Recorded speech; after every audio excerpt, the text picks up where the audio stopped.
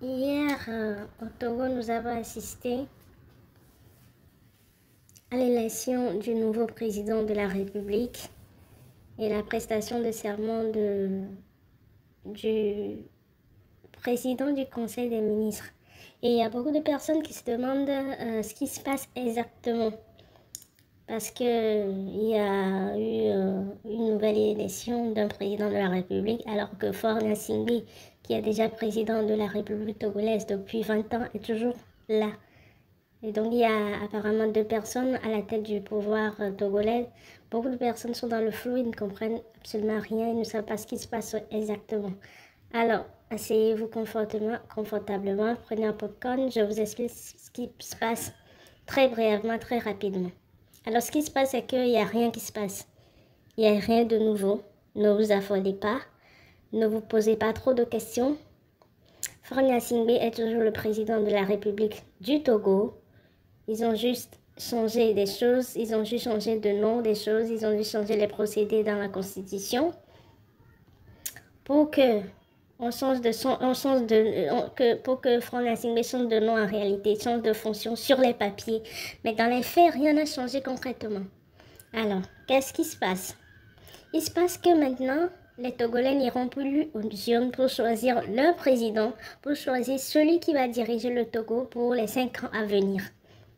Désormais, celui qui dirigera le Togo sera celui qui aura plus de députés à l'Assemblée nationale. Ils sont passés du régime présidentiel à un régime parlementaire qui leur a été suggéré par Alain Foka.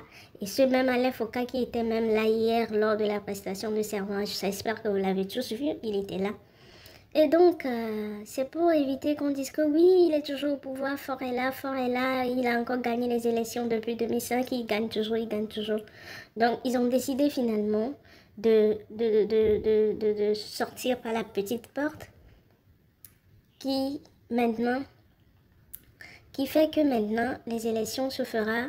C'est même pas des élections en fait. Dès qu'un parti politique a plus de députés à l'Assemblée nationale, dès qu'un parti politique à la majorité à l'Assemblée nationale, c'est le président de ce parti politique-là qui dirigera le Togo. Ils lui ont donné comme nom conseil le président du Conseil des ministres. En réalité, le président du Conseil des ministres, c'est celui qui a la plus haute fonction du pays actuellement. Et donc, c'est Faure Gnassingbé parce que c'est son parti UNIR qui a plus de députés qui a la majorité à l'Assemblée nationale. Et donc, c'est lui qui est le président du Conseil le président du Conseil des ministres. C'est juste le nom qui a changé, mais si vous voulez, il est toujours le président de la République togolaise. Il a la plus haute fonction du pays. C'est lui qui dirige le pays, c'est lui qui a le pouvoir exécutif.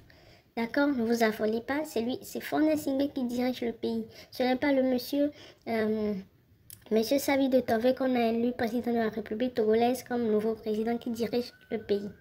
Alors, je vous reviendrai dans une autre vidéo pour vous parler de la fonction de monsieur Savi de Tove. Vous comprendrez mieux. Sinon, pour ce qui concerne Faure Gnassingbé, c'est toujours lui le président de la République togolaise. Il a juste changé de nom.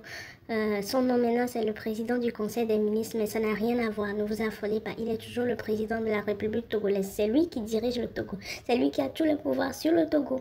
Si on doit chercher le premier représentant du Togo actuellement, c'est Faure Gnassingbé. Ce n'est pas monsieur Savi de Tove.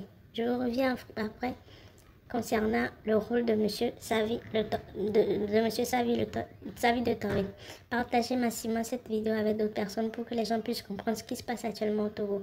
Partagez, likez, commentez, mettez-la en favori pour revenir la regarder après. Merci.